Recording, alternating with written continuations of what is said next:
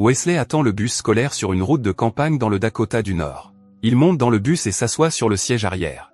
Le bus scolaire croise un groupe d'enfants qui lui lancent des boules de neige et le traitent de fusée attardée. Dans l'école pour enfants sourds, ils apprennent à signer le serment d'allégeance en langue des signes.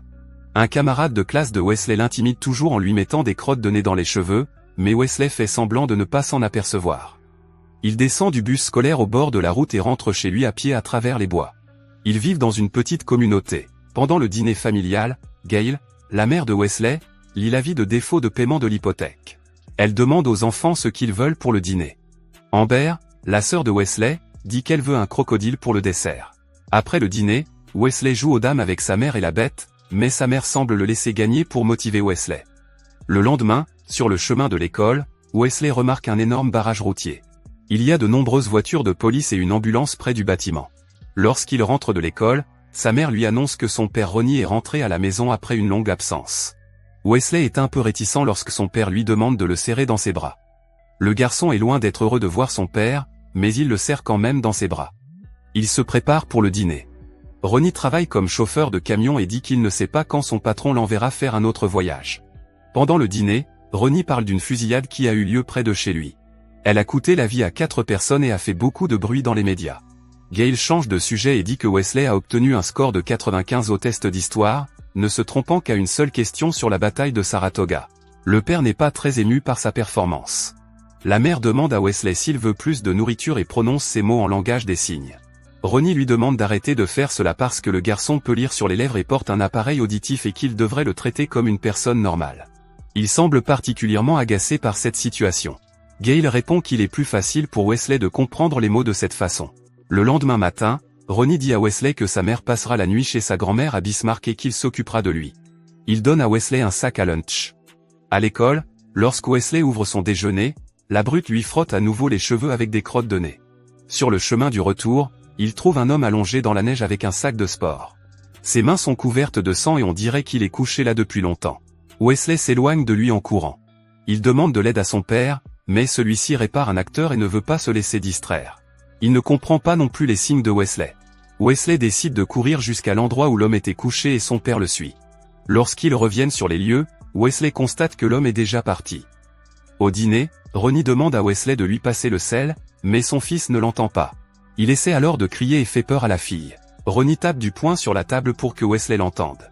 Le soir, Wesley sort de sa chambre et décide d'aller chercher le sans-abri.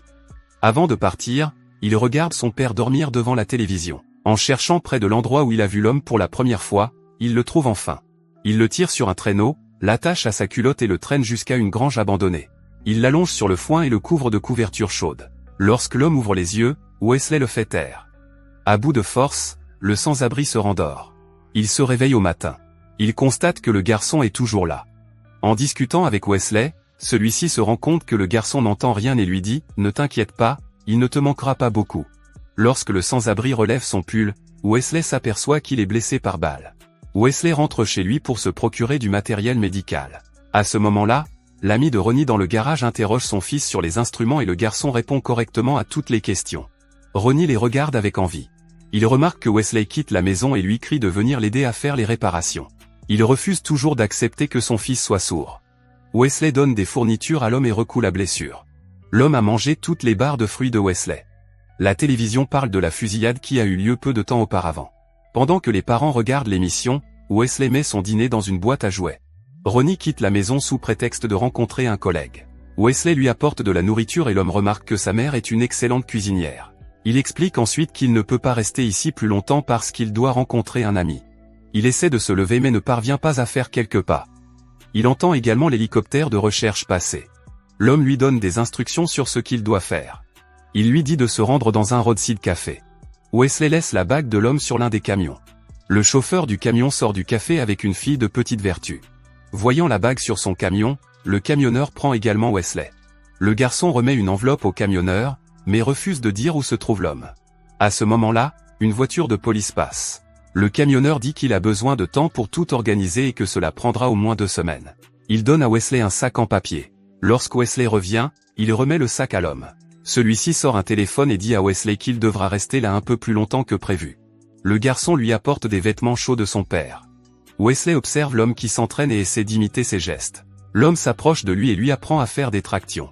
Peu après, Wesley regarde la télévision avec sa sœur. Lorsque sa mère rentre à la maison, elle lui pose des questions sur l'école et la brute. Son père rentre à la maison avec du bois à la main.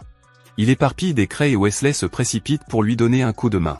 Mais au lieu de les porter, il commence à les empiler pour que son père les porte. Ronnie est furieux que le garçon ne l'entende pas. Plus tard, Wesley apporte les pions à l'homme. Il joue quelques parties et Wesley les perd toutes. Furieux, il jette l'échiquier de côté. L'homme ordonne à Wesley de ramasser ses pions. Wesley veut partir, mais l'homme lui dit de revenir. Il commence à lui enseigner quelques astuces et lui conseille de bien réfléchir avant de jouer. Il demande à Wesley son âge. Il lui répond qu'il a une fille du même âge. Il l'interroge également sur les crottes de nez qu'il a dans les cheveux. Wesley lui raconte qu'il a été victime de brimades à l'école. L'homme lui demande d'apporter un thermos et une tirelire. Il casse la tirelire et remplit le thermos de pièces de monnaie. Il met le thermos dans un sac et frappe la citerne en métal. Il tend ensuite le sac à dos à Wesley et lui demande de faire de même. Mais Wesley ne parvient pas à frapper fort. L'homme commence à le gronder pour exaspérer Wesley et l'aider à décharger toute la colère qu'il doit mettre dans un coup. Wesley perd son sang-froid et frappe fort. À l'école, Wesley est agité. Il reste assis en classe en attendant la pause déjeuner. La brute finit par s'approcher de lui pendant le déjeuner. Wesley se lève à l'improviste devant la brute et la regarde agressivement dans les yeux. Il se souvient des paroles de l'homme. La brute ne résiste pas à la pression et recule, effrayée. Sur le chemin du retour, il voit sa mère parler à Monsieur Chamber. Il s'assoit et Monsieur Chamber lui raconte le cambriolage qui a eu lieu 3 semaines plus tôt. Il raconte que 4 des 5 voleurs ont été arrêtés, mais que l'un d'entre eux a réussi à s'échapper. Il montre une photo du fugitif et Wesley reconnaît l'homme de la grange. Ils savent qu'il est blessé et qu'il ne pourra peut-être pas bouger. Wesley regarde par la fenêtre et voit 2 officiers qui surveillent la grange de l'extérieur. Monsieur Chamber leur demande s'ils ont vu l'homme. Un autre agent frappe à la porte et Monsieur Chamber s'en va. Plus tard, en jouant aux dames, il remarque qu'il manque un doigt à la main gauche de l'homme. L'homme lui explique qu'un tigre lui a arraché le doigt. Après avoir appris à traquer et à chasser, il a tué le tigre et a serré son cœur dans son poing si fort qu'il s'est transformé en rubis, qu'il a mis dans l'anneau. Maintenant, tous les tigres ont peur de lui. Le lendemain matin, sur le chemin de l'école, Wesley se peint le doigt en noir pour ressembler à son nouvel ami. Il apprend à l'homme le serment d'allégeance en langue des signes. Il s'amuse et joue comme un père et un fils. Lorsque Wesley vient chercher le ballon, il ne remarque pas que le shérif regarde par la fenêtre de la grange. L'homme l'attrape, lui couvre la bouche et sort un pistolet, mais le shérif s'en va. Plus tard dans la soirée, Wesley se rend à la grange, mais son père le remarque. Le père, ivre, se plaint que rien ne fonctionne dans la maison, ni le tracteur, ni le téléviseur, et qu'il ne peut pas les réparer. Il dit que son père avait l'habitude de tout réparer en frappant. Il commence à frapper le téléviseur, puis lui donne un coup de pied et crie à son fils en lui demandant où il va. Le lendemain matin, Wesley apporte le papier hygiénique dans la grange et tente de partir rapidement. L'homme l'arrête et voit les bleus sur son visage. Wesley ne réagit pas et s'en va tranquillement. L'homme se rend compte qu'il s'agit du père de Wesley. La mère examine l'ecchymose. Roniment et dit que Wesley s'est approché accidentellement de l'homme pendant qu'il donnait un coup de poing à la télévision et qu'il lui a donné un coup de coude accidentellement. Plus tard dans la soirée, Ronnie boit un verre au bar. Lorsqu'il sort pour uriner, un homme s'approche de lui. Après avoir reçu un appel téléphonique du shérif, Wesley et sa mère arrivent à l'hôpital et voient Ronnie sur un lit d'hôpital, gravement battu. Ce soir-là, Wesley s'assoit enfin sur son siège préféré, celui dont Ronnie l'avait chassé. Après le dîner, il se rend à la grange. L'homme lui raconte que lorsqu'il avait à peu près le même âge que Wesley, son père avait acheté des chevaux. Il devait s'occuper d'eux, mais ne l'autorisait pas à leur donner un nom. Un jour, la grange a brûlé et l'assurance a tout payé. Le père pensa qu'il serait plus facile de les laisser partir s'ils ne connaissaient pas leur nom. S'endormant, l'homme dit qu'il prendrait Wesley avec lui et qu'ils pourraient vivre ensemble avec sa fille qui s'occuperait des chevaux. Le matin, à l'école, les enfants apprennent une nouvelle phrase en langue des signes, « Je pars en voyage ». Wesley ferme les yeux et s'imagine en train de s'occuper des chevaux à la ferme avec le palefrenier et sa fille. Lorsqu'il rend visite à son père à l'hôpital, il trouve 2 enquêteurs qui lui montrent une photo de l'homme pour l'identifier. Plus tard dans l'après-midi, l'homme révèle qu'un chasse-neige passe plus souvent. Parfois, il se range sur le côté de la route et s'arrête devant leur maison. Wesley se réveille la nuit et remarque les gyrophares des voitures de police et les projecteurs d'un hélicoptère. Le lendemain, l'homme dit que le gros hélicoptère n'est jamais passé de la journée. Il demande si Wesley a parlé de lui à quelqu'un. Wesley prend son sac à dos et se rend à la grange. L'homme, comme d'habitude, lui demande ce qu'il a apporté pour le dîner. Wesley est confus.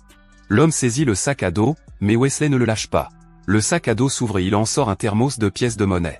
L'homme dit à Wesley de se préparer pour le lendemain soir. Le lendemain soir, Wesley met ses jouets dans un sac. En quittant la maison, il va voir sa sœur et lui dit en langage des signes qu'il part en voyage. Il joue aux dames avec l'homme et Wesley finit par gagner. Le chauffeur du camion l'appelle et lui dit de partir. L'homme donne l'échiquier à Wesley et salue le garçon, mais Wesley est choqué, il pensait qu'ils partiraient ensemble. Wesley, désespéré, prononce un mot pour la première fois. Il saisit l'homme et ne le lâche plus. L'homme tente de s'expliquer, mais Wesley n'écoute pas. L'homme est obligé de repousser le garçon de manière grossière. Il lui dit de sortir. Wesley sort de la grange en courant, un policier l'attrape et Wesley laisse tomber l'échiquier. Assis dans une voiture de police, le garçon regarde Monsieur Chambers ordonner l'assaut. Wesley remarque le chauffeur du camion dans une autre voiture de police. L'homme commence à tirer et il le tue. Wesley essaie de crier de douleur, mais ne parvient pas à émettre un son. Le lendemain, il trouve un échiquier rempli d'argent près de la grange. Sur cet échiquier se trouve la bague de l'homme. Lorsqu'il rentre chez lui, il voit son père. Wesley n'a plus peur de lui. Il s'approche avec condescendance de l'homme malheureux et en colère et le serre dans ses bras. Wesley va dans sa chambre. Il s'assoit dans son lit et met la bague à son doigt. Si vous avez aimé la vidéo et que vous souhaitez aider la chaîne à grandir, laissez un like, un commentaire et abonnez-vous.